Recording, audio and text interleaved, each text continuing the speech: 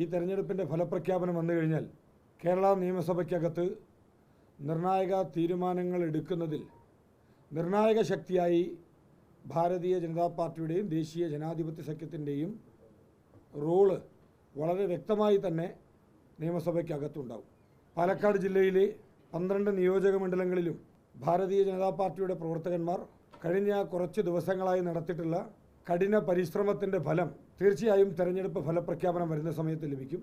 ഈ തെരഞ്ഞെടുപ്പ് എന്ന് പറയുന്നത് പാലക്കാട് ജില്ലയിലെ രാഷ്ട്രീയ ഭൂപടത്തിൽ ഭാരതീയ ജനതാ പാർട്ടിക്ക് വരാനിരിക്കുന്ന ദിവസങ്ങളിൽ ഉണ്ടാകാൻ പോകുന്ന മേൽക്കൈൻ്റെ ഏറ്റവും വലിയൊരു സൂചന, അതിൻ്റെ തുടക്കം ഈ നിയമസഭാ തെരഞ്ഞെടുപ്പായിരിക്കും. ഇത് കേവലം ഒരു രാഷ്ട്രീയപരമായ സ്റ്റേറ്റ്മെൻറ്റ് മാത്രമല്ല.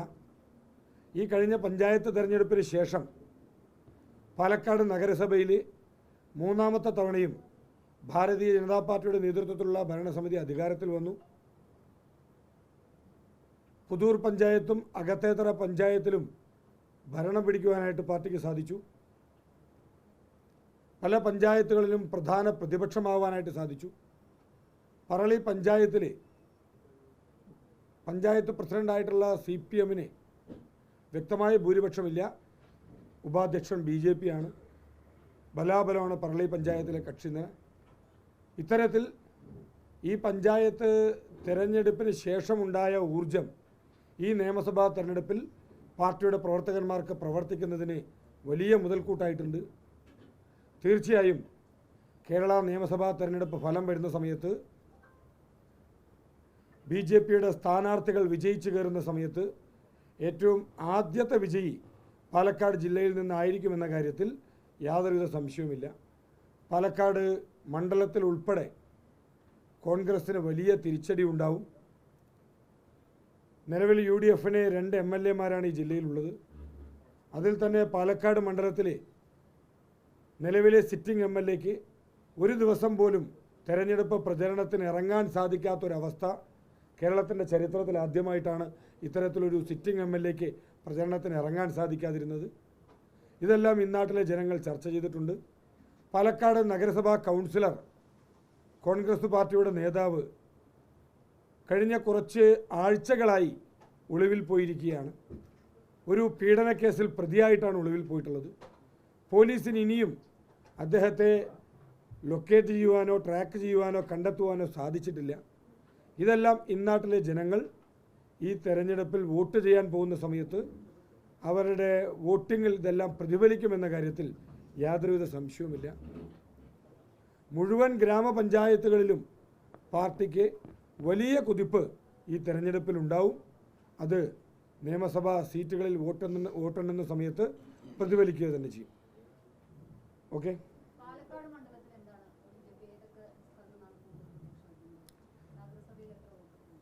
പാലക്കാട് നിയോജക മണ്ഡലത്തിൽ തീർച്ചയായും ഭാരതീയ ജനതാ പാർട്ടിയുടെ സ്ഥാനാർത്ഥി വിജയിച്ച് കയറുക തന്നെ ചെയ്യും. അത് 3-4 ഫാക്ടറിൻ്റെ അടിസ്ഥാനത്തിലാണ് ഞാൻ പറയുന്നത്. ഒന്നാമതായി 2011 ശ്രീ ഷാഫി പറമ്പിൽ വിജയിച്ച് കയറിയതിന് ശേഷം പാലക്കാടൻ ജനതയ്ക്ക് മുന്നിൽ വെച്ച 4 വാഗ്ദാനങ്ങളുണ്ടായിരുന്നു. 1 Moyans school digitalisation, 2 medical college, 3 Palakkad town hall, 4 KSRTC bus stand. എണ്ണിയാൽ തീരാത്ത ഇനിയും കുറച്ച് കാര്യങ്ങളുണ്ട്.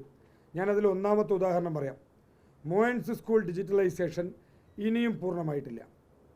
2, അവിടെ ഒരു സിന്തറ്റിക് ട്രാക്ക് പണിതിട്ടുണ്ട്. അതിനകത്ത് പോകുന്ന അത്ലറ്റുകൾക്ക് ഒരു ട്രയൽ റൂമോ ഒരു ടോയ്ലറ്റ് ഫെസിലിറ്റിയോ അവരുടെ വസ്ത്രം മാറുന്നതിനാവശ്യമായ സൗകര്യങ്ങൾ പോലും അവിടെ ഒരുക്കി കൊടുത്തിട്ടില്ല. 3 പാലക്കാട് മെഡിക്കൽ കോളേജിൽ കഴിഞ്ഞ 1 വർഷം മുമ്പാണ് ഏതാണ്ട് അവിടെ ചികിത്സ പ്രാരംഭഘട്ടം ആരംഭിച്ചത് തന്നെ. ആ മെഡിക്കൽ കോളേജിലെ വിദ്യാർത്ഥികൾ ഉൾപ്പെടെ ചെയ്ത സമരത്തെക്കുറിച്ച് ഞാൻ പ്രത്യേകിച്ച് കൂടുതൽ അതിലേക്ക് കടക്കുന്നില്ല. കാരണം എന്താ വെച്ചാൽ നമ്മളെല്ലാവരും നിരവധി തവണ റിപ്പോർട്ട് ചെയ്ത വിഷയമാണ്. അവർക്ക് പ്രാക്ടിക്കലിനുള്ള സൗകര്യം പോലും ലഭിക്കുന്നില്ല എന്നെല്ലാം പറഞ്ഞുകൊണ്ട് ആ മെഡിക്കൽ കോളേജിൽ ഇന്നും വിദഗ്ധ ചികിത്സ, എന്തെങ്കിലും അതിതീവ്ര ചികിത്സ നടത്തണമെന്നുണ്ടെങ്കിൽ ഇന്നും മറ്റു ജില്ലകളെ ആശ്രയിക്കേണ്ട ഗതികേടാണുള്ളത്. ആരോഗ്യ മേഖലയിൽ വലിയ വീഴ്ച പാലക്കാട് നിയമസഭാ മണ്ഡലത്തിൽ സംഭവിച്ചിട്ടുണ്ട്. പാലക്കാട് ടൗൺ ഹാൾ, ഇപ്പോൾ നഗരസഭാ ചെയർമാൻ എൻ്റെ തൊട്ടടുത്തിരിക്കുന്നുണ്ട്. ടൗൺ ഹാൾ അനക്സ് അത് BJPയുടെ കഴിഞ്ഞ ഭരണസമിതിയുടെ കാലത്ത് അത് പുനർനിർമ്മിക്കുന്നതിന് വേണ്ടി പരിശ്രമിച്ചു. അതിന്ന് പ്രവർത്തനം ആരംഭിച്ചിട്ടുണ്ട്. പക്ഷേ പാലക്കാട് ടൗൺ ഹാൾ അത് പൊളിച്ചിട്ടതിന് ശേഷം അതേപടി തന്നെ നിൽക്കുകയാണ്. അതിനകത്ത് മുന്നോട്ട് പോയിട്ടില്ല. അപ്പോൾ ഇത്തരത്തിൽ പാലക്കാട്ടെ വികസന പ്രശ്നങ്ങൾ ജനങ്ങൾ ചർച്ച ചെയ്യും. അതോടൊപ്പം ഇവിടെ രാഷ്ട്രീയം പറഞ്ഞുകൊണ്ട് വോട്ട് ചോദിച്ചിട്ടുള്ള ഒരേ ഒരു പാർട്ടി ഭാരതീയ ജനതാ പാർട്ടിയാണ്. വ്യക്തമായ വികസനത്തിൻ്റെ രാഷ്ട്രീയം പറഞ്ഞുകൊണ്ട്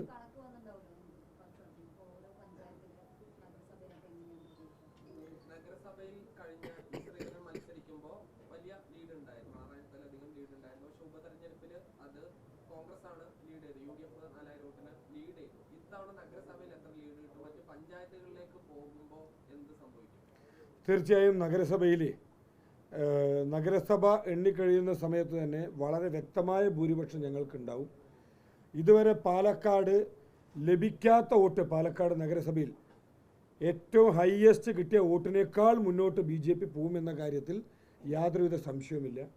പഞ്ചായത്തുകളിൽ മുഴുവൻ മാധ്യമങ്ങളുടെയും കണക്കുകൂട്ടലുകൾ തെറ്റിച്ചുകൊണ്ട് പഞ്ചായത്തിൽ വളരെ വ്യക്തമായ ഭൂരിപക്ഷം പാർട്ടിക്കുണ്ടാവും.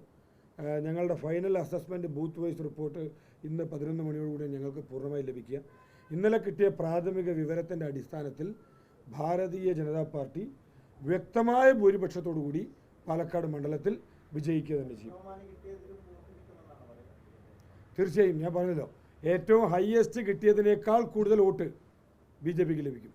മലമ്പുഴ മണ്ഡലത്തിന് നമ്മൾ ഈ മാധ്യമങ്ങൾ ഉൾപ്പെടെ പ്രത്യേകിച്ച് ജില്ലാ ഹെഡ്ക്വാർട്ടേഴ്സ് എന്നുള്ള രീതിയിൽ കൂടുതൽ ശ്രദ്ധ കൊടുത്തിരുന്നത് പാലക്കാട് മണ്ഡലത്തിലാണ്. പക്ഷേ BJPയുടെ ഒരു കേഡർ വർക്കും സൈലൻ്റ് വർക്കും പല മാധ്യമങ്ങളും ബോധപൂർവം തിരസ്കരിച്ചതുമായിട്ടുള്ള ഒരു പ്രവർത്തനം നടന്നിട്ടുള്ളത് മലമ്പുഴ മണ്ഡലത്തിലാണ്. മലമ്പുഴ മണ്ഡലത്തിൽ ഇത്തവണ ജനങ്ങൾ, അത് ഞങ്ങൾ പറയുന്നത് വെറുതെയല്ല, കാരണം കഴിഞ്ഞ പഞ്ചായത്ത് തിരഞ്ഞെടുപ്പ് കഴിഞ്ഞ സമയത്ത് അകത്തേത്ര പഞ്ചായത്ത് ഭരണം ഞങ്ങൾക്ക് ലഭിച്ചു. മലമ്പുഴ പഞ്ചായത്തിൻ്റെ ഭരണം ഒരു സീറ്റിനാണ് ഞങ്ങൾക്ക് നഷ്ടപ്പെട്ടത്. ആ സീറ്റിൽ ഞങ്ങൾ പരാജയപ്പെട്ടത് കേവലം 6 വോട്ടിനാണ്. ചരിത്രത്തിൽ ആദ്യമായി കൊടുമ്പ് പഞ്ചായത്തിൽ 3 ഗ്രാമപഞ്ചായത്ത് മെമ്പർമാരെ വിജയിപ്പിക്കാൻ സാധിച്ചു. പല വാർഡുകളിലും 8 വോട്ട്, 10 വോട്ട്, 12 വോട്ടിന് പരാജയപ്പെട്ട സ്ഥലങ്ങളുണ്ടായിരുന്നു. മുണ്ടൂർ മുതൽ വാളയാർ വരെ നീണ്ടു കിടക്കുന്ന മലമ്പുഴ നിയോജക മണ്ഡലത്തിലെ മുഴുവൻ ബൂത്തുകളിലും വലിയ മുന്നേറ്റമാണ് പാർട്ടി ഉണ്ടാക്കാനായിട്ട് പോകുന്നത്. ഈ നിയമസഭാ തെരഞ്ഞെടുപ്പ് കഴിയുന്ന സമയത്ത് മലമ്പുഴ മണ്ഡലത്തിൽ നിന്നും പാർട്ടി വിജയിച്ച് കയറുക തന്നെ ചെയ്യും.